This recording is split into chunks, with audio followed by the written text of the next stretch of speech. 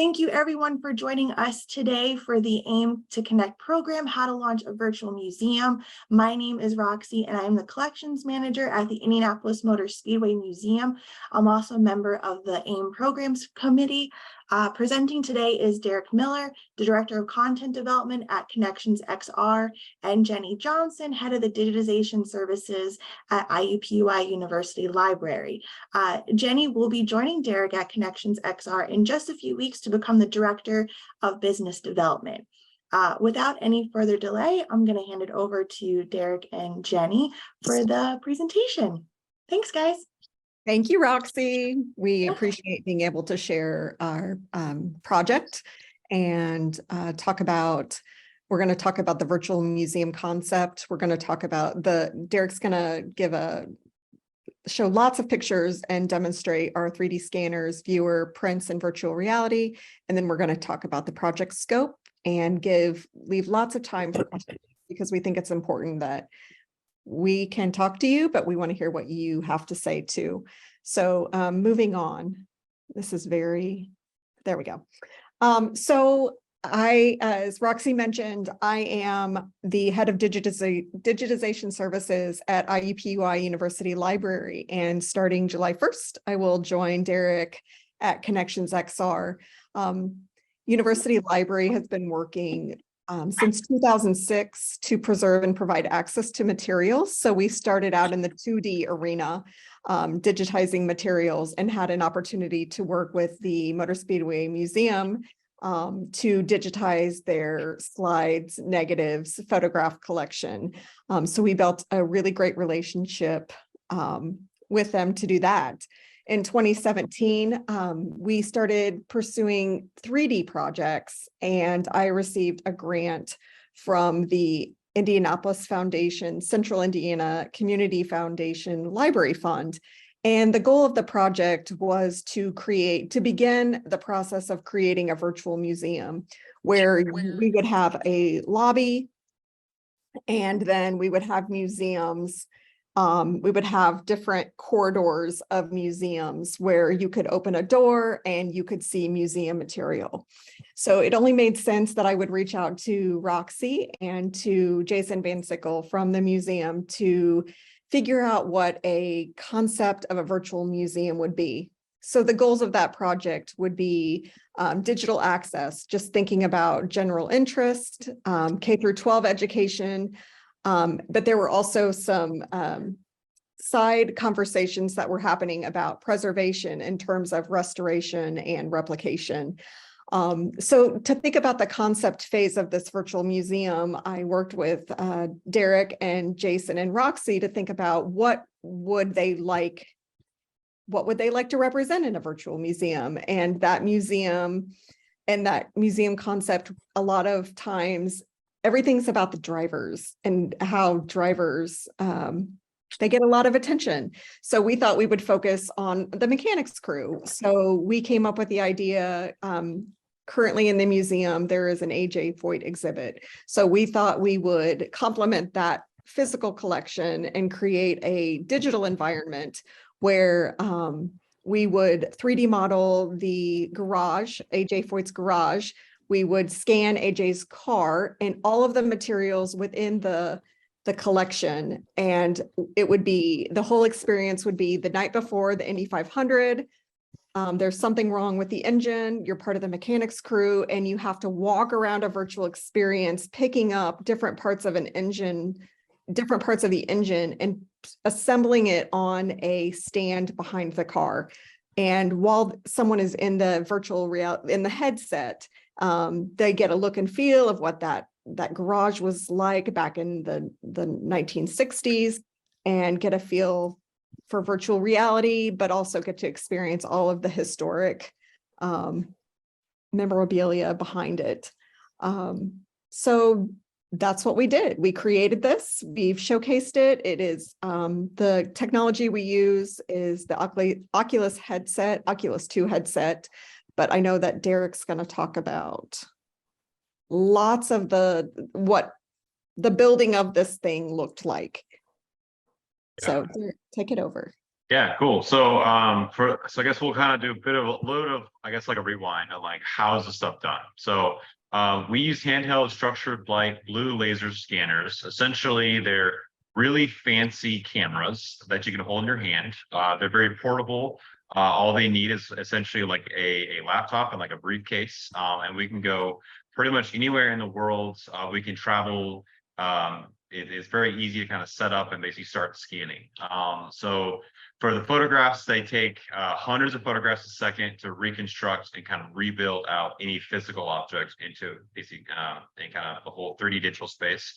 They can get down to sub-millimeter detail, so we're talking tenths of a millimeter of accuracy for threads on a screw, bolts on a car, just very, very high accuracy data kind of capture. And we use this for a variety of kind of like museums all around the country to do similar work. Yep, and then Jenny, next slide. So once you scan your data, a big question we get is like, great, you scanned it, but like, how can I see it? Is there a way to kind of access it? And that's where we use a website called Sketchfab. It's a online 3D viewer website where essentially anyone with a internet connection can browse and basically see all the scan data without having any kind of software downloads. There's no kind of paywall. To kind of get through, you can have on any kind of device, smartphone, tablet, computer. It's all run via a entire web-based, I guess like cloud-based system. And this is great because we're able to share the scans that we capture for museums with the world. They're also fully embeddable. So museums can take those 3D viewers and they can like embed them into their websites to have custom galleries, more kind of curations, more collections. And the whole point of it is to essentially unlock and showcase maybe items that you can't have out on basically physical display, but you can have them online in a kind of more curated sense. And then we really saw when COVID happened, this was a huge thing for us because as you guys know, a lot of museums couldn't they couldn't open. E-learning was a big thing, and we had like a lot of museums that kind of had this kind of digital web presence just made them more impactful for their viewers. So as you see here on the screen, this is a dress from the Benjamin Harrison site. It's a historic home based here in Indianapolis. And Jenny, yeah, if you actually click that, it'll actually show you. This is a great example, and I know, Roxie, you guys have this as well. But essentially, this is a dress from the Benjamin Harrison home. This is on their website, and this has all the metadata about this dress. And Jenny, if you scroll down, if you hit play on the Sketchfab viewer there, loads. And now Jenny, on her browser, she can very quickly rotate and spin around this model to actually interact and see this in 3D.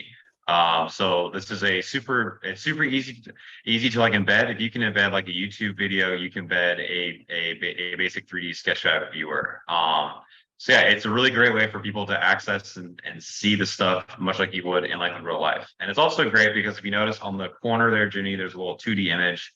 You can have your kind of 3D assets with your kind of 2D with video all together in one space, similar to kind of what Content DM does, eMuseum, but this is all web-based. So yeah, so it plugs in very easily into whatever kind of existing, I guess like collection structures that you have. Yeah, there you go. Yeah, so that's pretty much it for Sketchfab. Jenny, we'll go back. Yeah, all right, next slide. Oh, sorry, it's pretty touchy. There we go. All right, so we get a question a lot like, okay, you scan an artifact, it's great, it's preserved, it's preserved for history. Okay, awesome. We can embed it on our kind of collections kind of database side. We can have it on our website. That's also great. But like, what else can I do with this? And that's where 3D printing comes in. And 3D printing's been around a while, but we're really seeing kind of interesting ways of where museums are taking that scan data and kind of leveraging it for use applications for basically printing. So So what you see here on the right, those are actually hood ornaments from the IMS Museum, Roxie. So the Indiana State Museum asked if they could 3D print some of the ornaments from Roxie's collection to have on their temporary IMS exhibit. So these are different hood ornaments from, Roxie, correct me, 1910s, 1920s, different eras. Yes, they're early 1900s Indiana-built passenger cars. So yeah, basically they wanted to have these ornaments to hand out to kind of show kids on kind of K through 12 to actually get their hands on these, because these ornaments are really cool. Like they're very unique sculptures and stuff like that. And it's a different type of experience than just seeing it behind like a rope wall. Kids want to kind of get their hands on it and see it. We have a few like guitars here. So for more practical applications for museums, custom made mounts, stuff like that, where if you're going to have like, cases for, traveling exhibits or anything like that, you can 3D print scans, so that way you can have basically fabricators create one-to-one mounting cases, stuff like that for the artifacts in your museum. And also having more kind of interactive 3D print exhibits. So on the left here, you see a kind of crocodile. So that is actually one 3D print. Oh. Hello? Sorry. Oh, sorry. You're good. Yeah, so that basically crocodile is actually one solid 3D print that's actually split up into several pieces and basically magnetized. So kids can basically disassemble, reassemble it to rebuild much like you could in like the real world, but on a 3D print. So a lot of different ideas of what you can do with kind of 3D printing in your museum. All right, Jenny, next slide. All right, and of course, virtual reality. So the last one, and again, VR is so hard to explain if you haven't done it. It's one of those things where it's like you just have to get in and try it. But essentially, it is one of the most immersive 3D storytelling tools that you could possibly have. So I tell people it's a time machine. It's a what if machine. It's a future machine. It literally, the ability to go into a kind of 3D environment and basically manipulate it to basically sell stories, stories, education, stuff like that. It's just a really, really powerful tool. Yeah, so and we use that going back to the whole kind of AJ's story, which we'll kind of get into, but it's just a really good medium of essentially taking your scan data, putting it for Sketchfab, putting it for printing, putting it for kind of virtual reality. So multiple use cases out of one scan. Next slide. All right.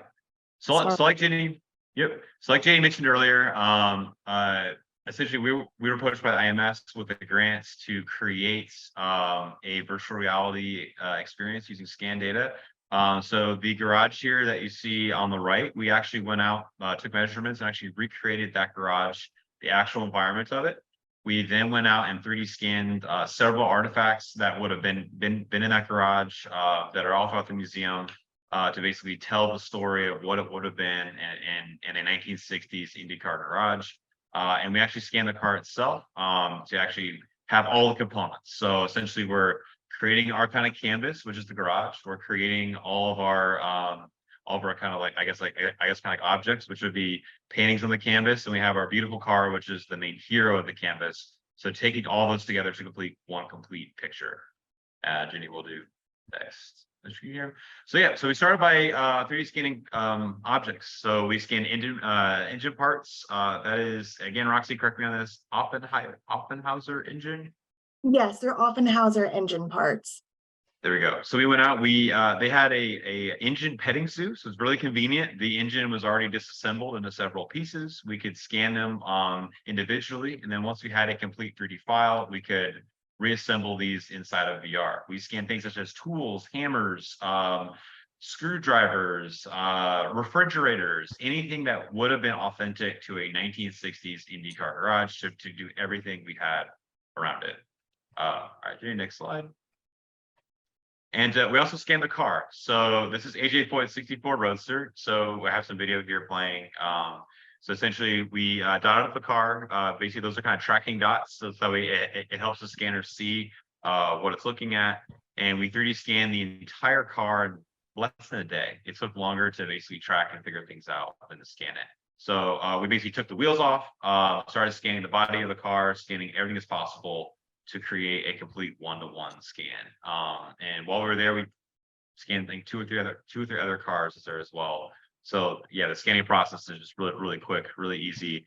As you're seeing here in the video, every flash, hundreds of photographs, all stitching and recompiling in real time to create a real one-to-one digital replica.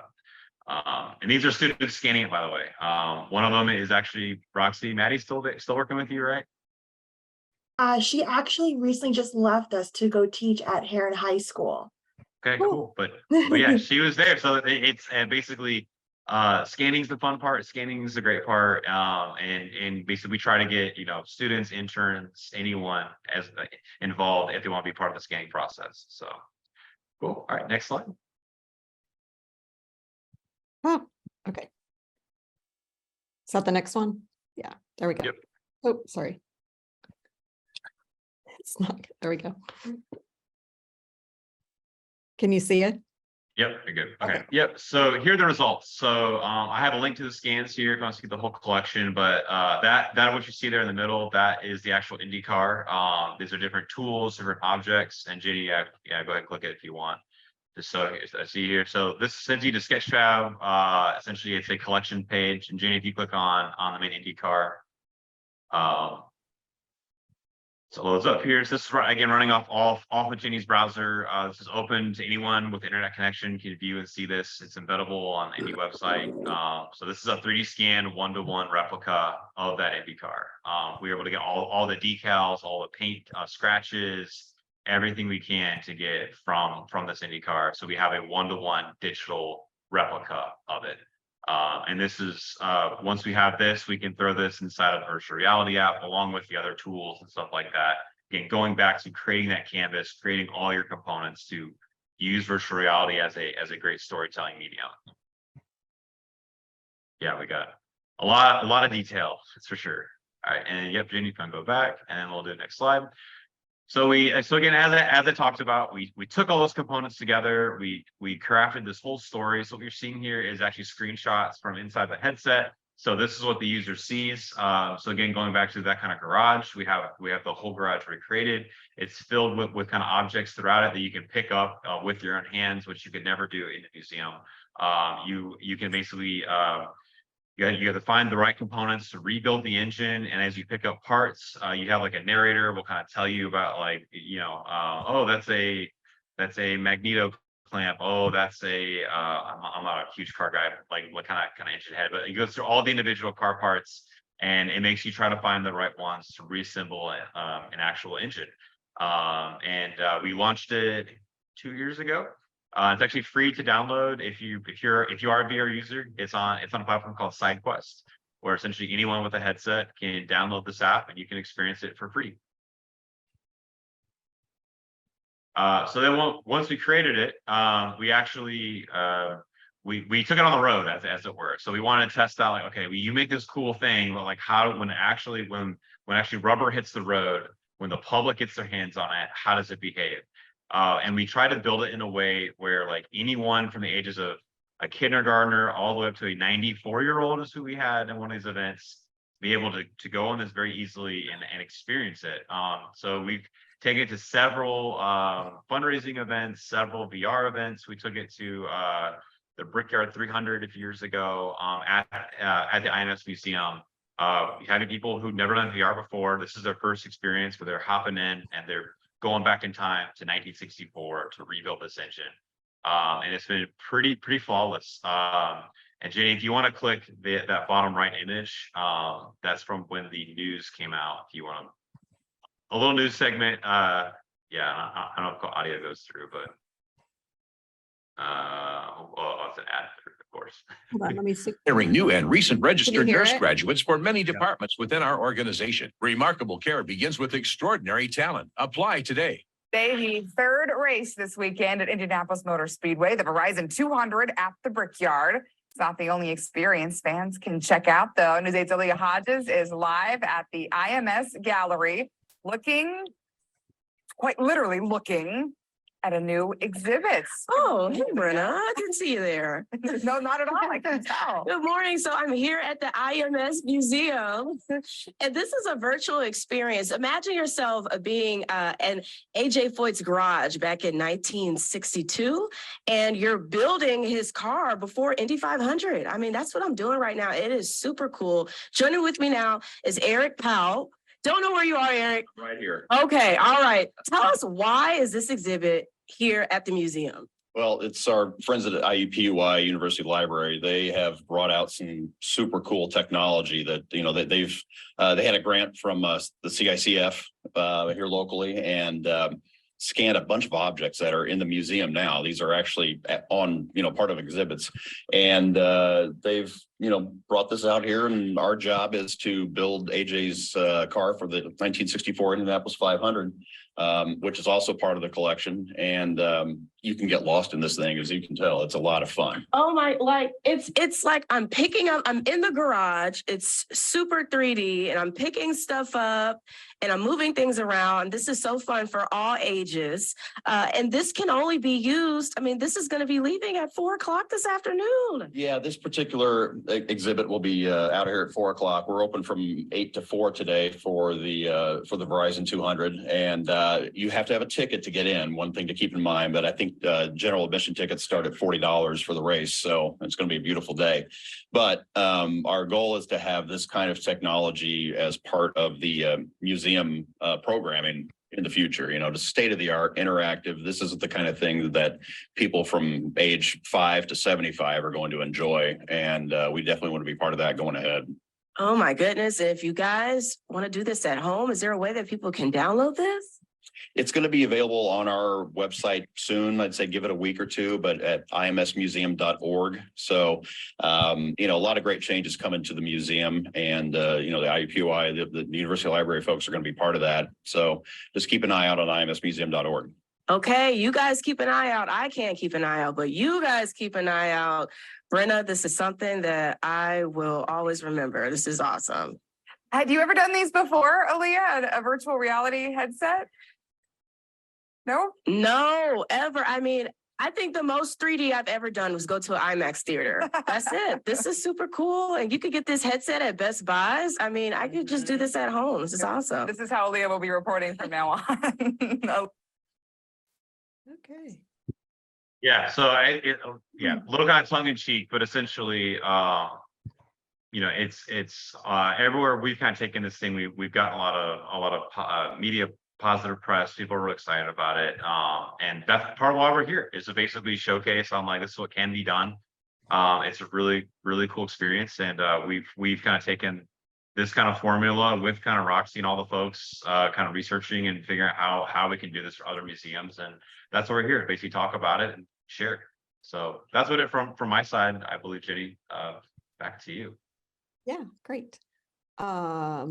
So a couple things that people often ask is about a timeline, and projects vary from anywhere from, projects vary from, do you want to just scan a couple objects and put it in Sketchfab, or do you want to create an entire experience? So anything could vary from, a week to a month to 6 months. It really varies depending on the level of detail that you want for the project. For this project in particular, it took us 6 months. We scanned roughly 30 objects to put in the experience. We created a storyboard. We did the 3D model of the garage, and we did the code for the virtual experience. This grant experience was funded by the Indianapolis Foundation, Central Indiana Community Foundation Library Fund. This part of the project in particular was around $25,000. So this is a really big project. You think about the time and the energy to digitize, to create the storyboards, to do all of the coding behind it. So roughly that gives you kind of an estimate. For considerations for a 3D VR project, the focus is always think about just the access, the image capture. Think about the access and preservation of the 3D files, and then consider virtual reality for a second phase of the project. Think about what you want to do. So there are a lot of museums that think, oh, we could never do a project like this, or the scope, we don't have the capacity to manage it.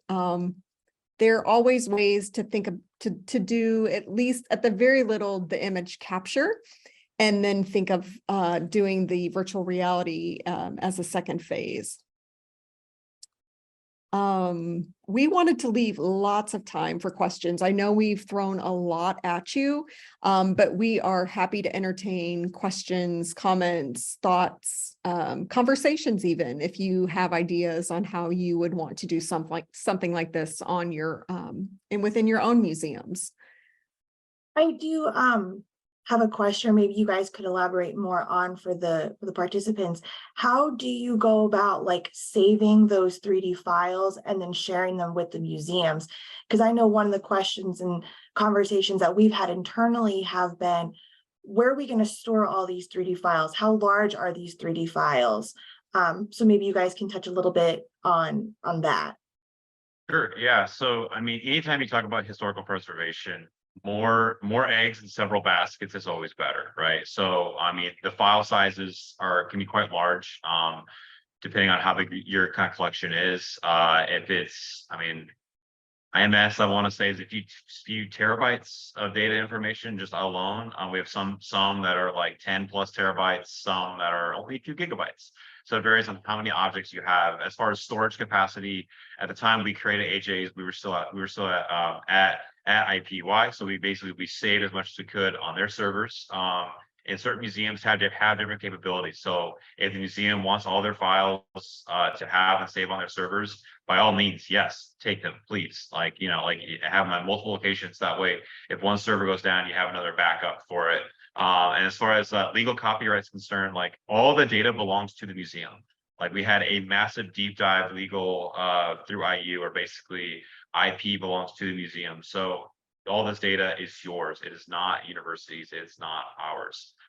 So we are we will host on your behalf, but by all means, if you have your own internal capabilities, they're yours to have. Looks like there's a question from Emily Gordon in the chat box. Her question is, can anyone access these files from home? And is it free program people can access from the website? So is it a free program that people can access from the website? Yeah, so as far as access from home, yes. So that's going back to kind of Sketchfab as a kind of web-based platform. So anyone with the internet connection has access to the end result scan data. Now, obviously, all of the working files, all of that, that's like, you know, complicated 3D files that most people wouldn't know how to open anyway. So we basically have a kind of end output that everyone has access to and is viewable. As far as the actual VR program, yes, it is free. It's free downloadable. I'm not sure, Roxie, if it's on the IMS website, but it's on a platform. If you have a VR app or a headset at home, it's called SideQuest, where a lot of people, a lot of basically small indie developers will kind of publish their apps, and it's available there for free. I just in the chat, I put the Sketchfab site so that you can access the collections that are hosted on behalf of institutions. And then I will get the SideQuest. Katrina asked, what brand is the scanner that you use? Yeah, so we have a lot of different types of scanners. Primarily, we focus on the whole kind of Creaform 3D scanner product line. So Creaform is been around for a long time. They're based out of Canada. We primarily use kind of Creaform 3D scanners. The GoScan Spark is the one we use a lot. That is a white light structured handheld scanner that captures texture data. We also use the Creaform MetroScan Black Elite and the HandyScan Black Elite to get those are laser-based systems that capture chrome parts, very shiny parts, and stuff like that. But mostly Creaform scanners are the scanners that we use. I have a question for Roxie, actually. Roxie, do you have, what is your perspective from the museum side and how you think how the process works, and how much time was it on your end how do you feel like, was it time intensive? Was it something that having such a small staff to try to navigate this whole thing? How do you feel like the whole process went for you? I think it went as smoothly as I could have ever expected. Working with you guys has always been wonderful. So I knew our collection was in good hands. And I remember when you guys first came to us, my major concern was, how is the scanning going to affect the collection? I was worried about, I don't know, Derek, if you remember all those little sticker dots that were placed on the objects. And they're perfectly fine. They're not going to harm any of the objects in your collection or in our collection. So that was a relief. Jason and I were always super excited about this project and scanning the objects in the collection because we were so big about access, whether it's for researchers or for school groups or just people all around the world who can't make it to the museum to share our objects with them, because it is very difficult to transport cars, whether it's domestically here in the United States or internationally. So being able to share those larger objects with the world through the internet virtually was really exciting for us. And we're also really excited because we can use those 3D scans moving forward in exhibits and incorporate those more. Because we've also done suits, we've done helmets, we've done, I think we've done a couple trophies, those hood ornaments.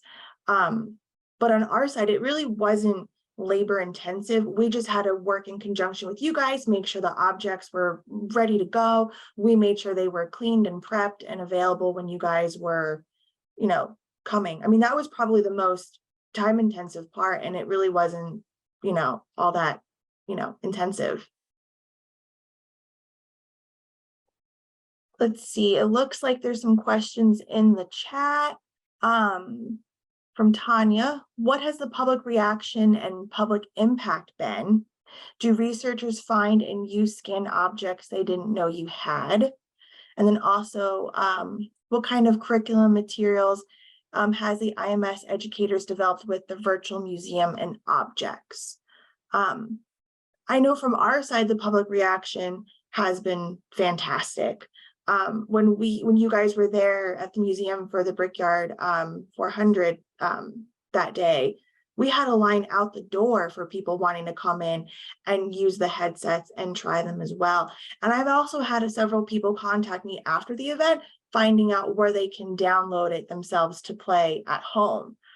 So that's been really, really awesome to hear. We're still broaching the researchers part of this, at least on our end, as far as car parts. But it's something that Jason and I are looking forward to doing in the future, especially when we have a lot of restoration technicians coming in wanting to duplicate parts. It's a good way for them to do it on their own. If we already have it 3D scanned, they can go and create those parts as needed. And then also another way we found this was actually pretty useful is when researchers, historians are either working on projects or restoring cars, they will take scanned images of the stickers on the cars and reproduce those. That's getting into a whole other like IP topic, but we've also had those as well. That's been useful too. Also, what we found could potentially be a really good way to use 3D technologies is when you're looking at cars, all of the older cars, or older objects, when you're trying to potentially authenticate and figure out, is this the real car? Is this the real part? You can use those 3D images to get in real close if you don't have access to the real object and kind of figure out, is this, the real one? We're still working on developing education materials to go with the 3D scans. Right now, it's just the metadata on the website and then just sharing that address with visitors as they come. So, and then Katrina asked, Derek, could you give her a written lit of the scanner? I guess she wants it emailed to her. Yep, I just put it in chat. It's on our website with all the 10 specifications, and I will send you an email right now. Perfect.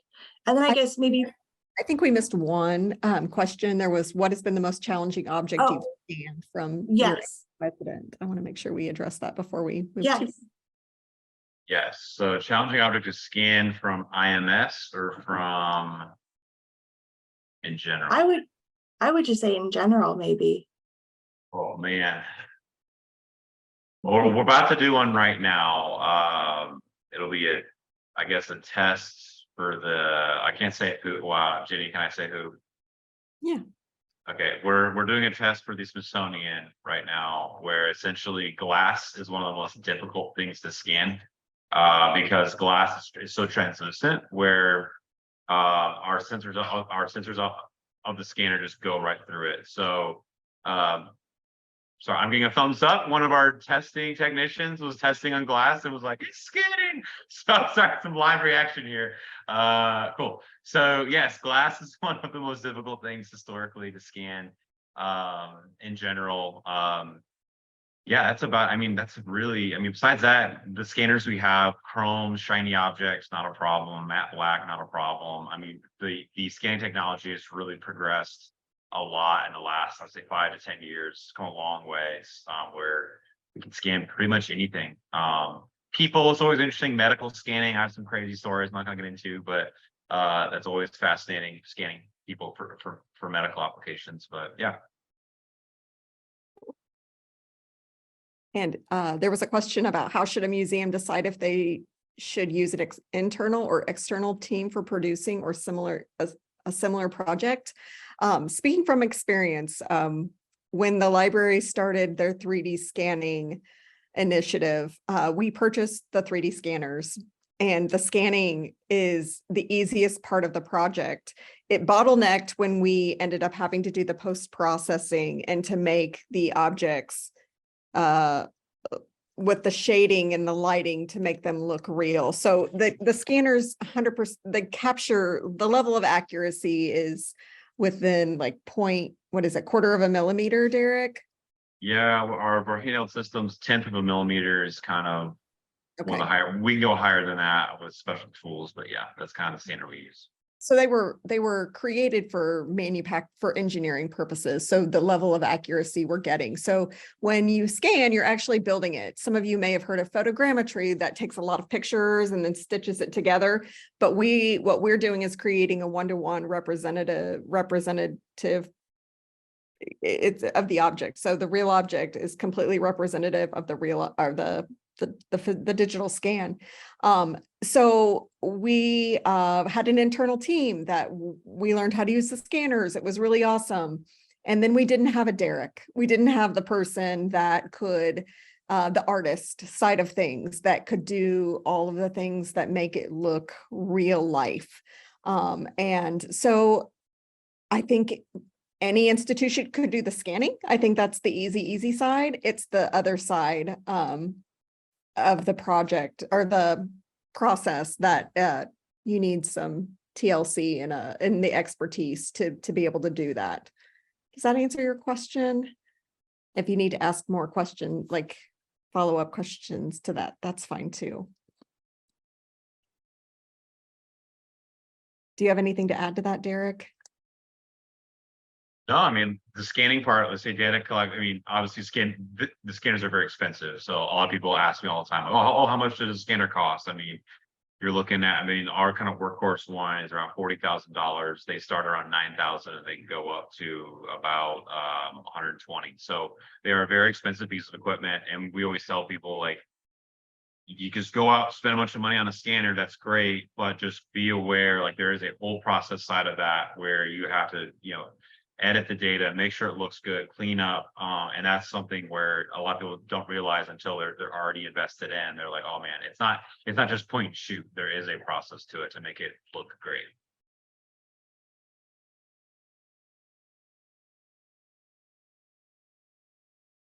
And I'll just add too, from like the museum perspective, it was much easier for Jason and I to go with an external team to scan the objects because that's not our area of expertise. And we don't want to do anything to potentially mess up those scans and those files and potentially like ruin them. So having a trusted team behind you that can do it, I think is key. Because then that lets me and Jason or, your collections team and your creation team focus on developing the exhibit around those 3D scans and kind of everyone work together to make sure the whole project comes to life. So yeah.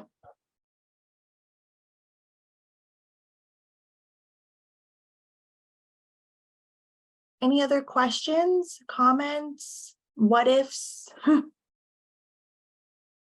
Looks like Emily Gordon asks, can you elaborate more on that other process outside of the scanning?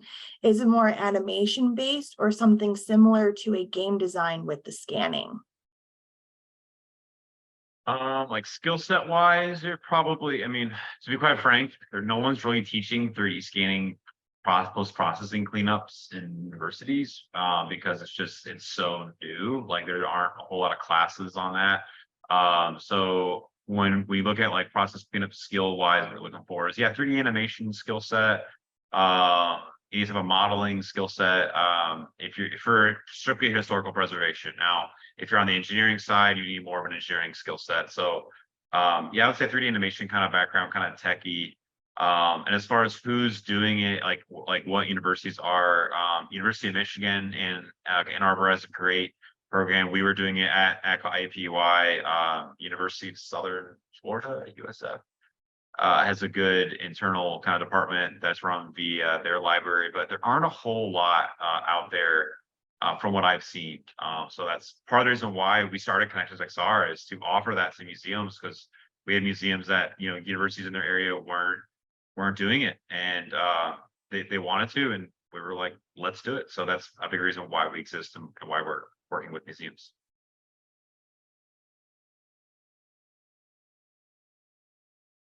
I guess, have a question for Jenny. I remember when we were talking early on, one of Jason and I's concerns was obviously like if we wanted to do more of the collection, what grant opportunities there were available. Could you speak a little bit about what those opportunities may look like for other institutions? Like what funders can they look for?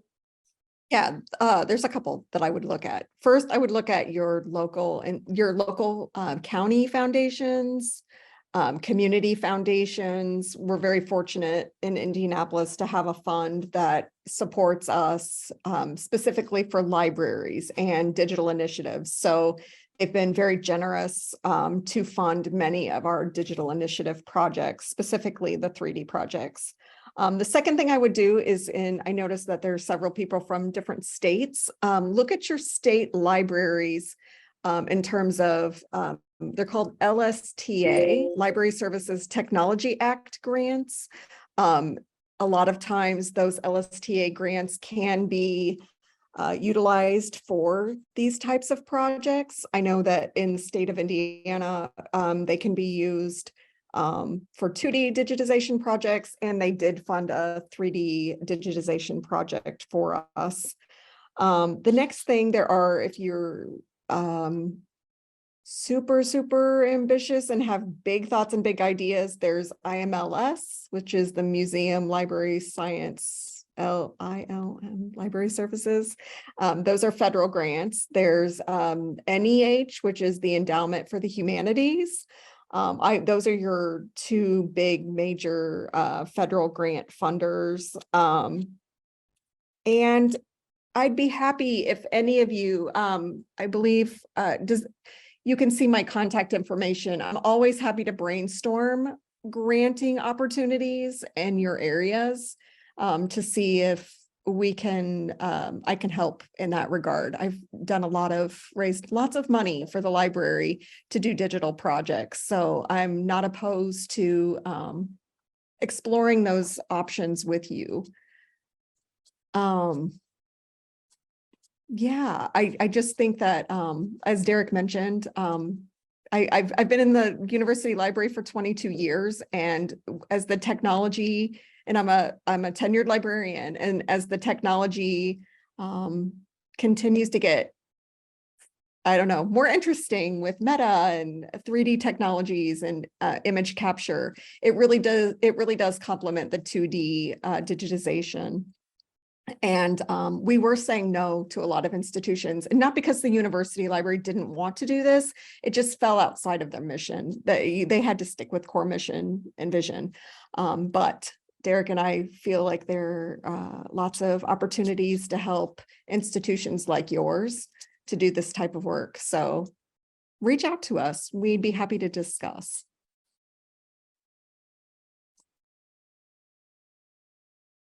What else? Any other questions, comments? Please.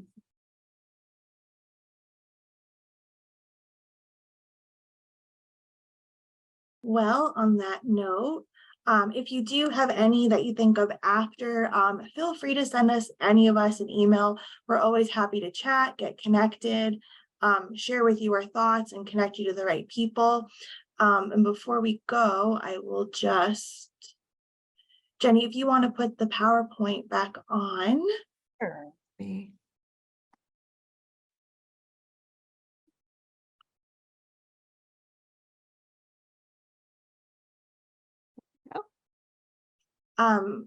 Again, we're always looking for more talented Indiana Museum professionals to join AIM. Contact us and follow us on social media. We're on Facebook, LinkedIn, and YouTube.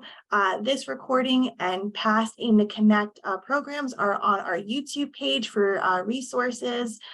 Jenny, if you want to go to the next slide.